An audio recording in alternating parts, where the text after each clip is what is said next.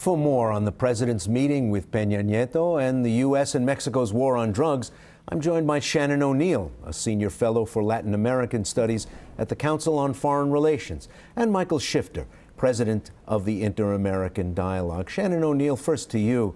At any given moment, the presidents of these two countries have plenty to talk about, but at this very moment, with two new administrations about to begin, what are the top agenda items in the Mexico-U.S. relationship? Well, as you heard from the press release, one of the big issues that Mexico comes with is the economic issue and the economic ties between the two nations. Mexico is coming and wanting to bring this fully onto the agenda. It played second fiddle to security over the last presidency of President Calderon. So they're coming and saying this is a big issue for Mexico. It's also a big issue for the United States. So that was front and center today and will be as these teams go forward talking to each other. Also was security, obviously. That's been an ongoing issue. We've seen a change in that relationship over the last 6 years with President Calderon, and it will continue to deepen the cooperation there. And then the third issue that they at least talked about is the issue of migration. And obviously that's an important issue for Mexico, since so many Mexicans are here in the United States, but an important issue for the United States, and one that will likely come on the agenda once President Obama is back in office in his second term. Michael Shifter, same question. What are the pressing agenda items for the two presidencies? Do you have anything to add to Shannon O'Neill's good summary? I think the summary is very good, and I think the three are economic relations, energy, potential cooperation with the United States and Mexico. A security issue, I would also add the drug question, which is related to security but is separate from security. The drug issue has been a source of a lot of strain and friction between the United States and Mexico. There's a sense that there's consumption in the United States, and that is fueling some of the criminal violence that has gotten out of control in Mexico. And immigration, of course, is a crucial issue, which is very important for Mexico. For the United States, it's not seen as it's a foreign policy issue, it's seen as a domestic issue. But for Mexico, it's extremely important, the relationship. And to the extent there could be any progress on immigration reform in the United States, that would be very much welcome in Mexico. As you note, security and drugs are both related and separate at the same time. But just when American voters in a couple of states have decriminalized the use of marijuana, we're getting a new Mexican president who had signaled during the campaign that he wanted to depart from his predecessor's policy on the war on drugs. Has he said how he'll do that? Well, he hasn't really spelled it out, and we'll learn more once he's inaugurated on Saturday and when he begins to pick his cabinet. But we do know that he's going to focus on reducing violence and not give as high a priority on drug interdiction and other kinds of goals that are related to the drug war in particular. I think these votes in Colorado and Washington State have not gone unnoticed in Mexico. And I think it's going to be complicated. It reflects a shift in public opinion in the United States, and it's going to be hard for a Mexican leader to justify that people are getting killed in Mexico to fight cartels that are trafficking in marijuana when they're being legalized in some states in the United States. So that's going to be a complication that's going to have to be addressed in the bilateral relationship. Shannon O'Neill, all the way from street vendors to the president's office, there's a consensus in Mexico that this is an American problem, but one that is Mexico's to deal with. How is Pena Nieto going to differ from President Calderon? Well, as Michael just said, there's going to be a shift from a war on drug trafficking to fighting violence, reducing violence. And some of the things you do to fight drug trafficking and reduce violence are the same things.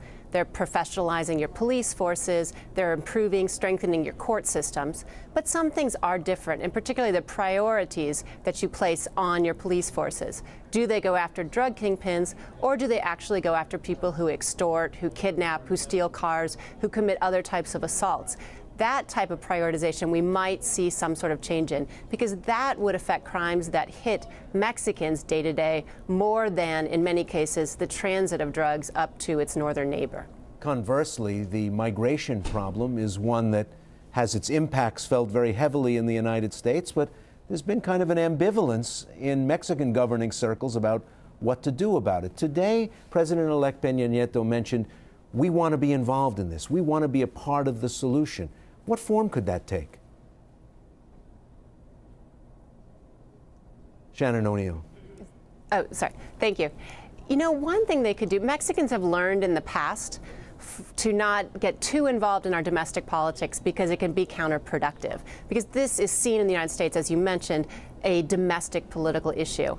But there are things Mexico could do to help if there was a comprehensive or some sort of immigration reform. And things like improving their side of the border, monitoring their side of the border for things like people crossing, dealing with some of the back and forth, not just of goods, but also of people, is something they might be willing to join in some sort of effort. But I do think this is an issue where Mexico, if there was a change in the United States, it would be a big benefit for U.S.-Mexico relations, take some of the tensions out.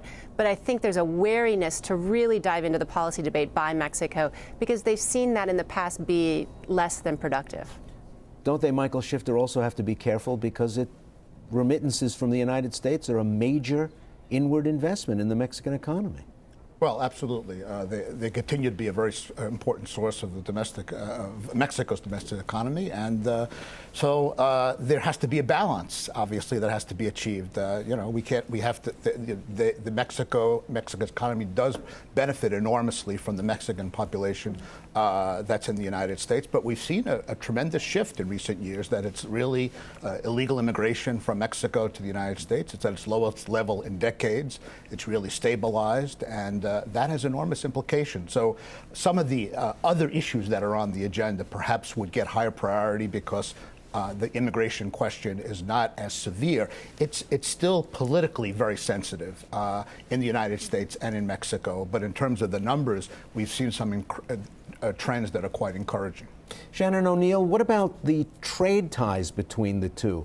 NAFTA is almost 20 years old. Both sides say they're the others among their most important trade partners. Has the relationship gone about as far as it can go, or is a growing Mexico creating new promise?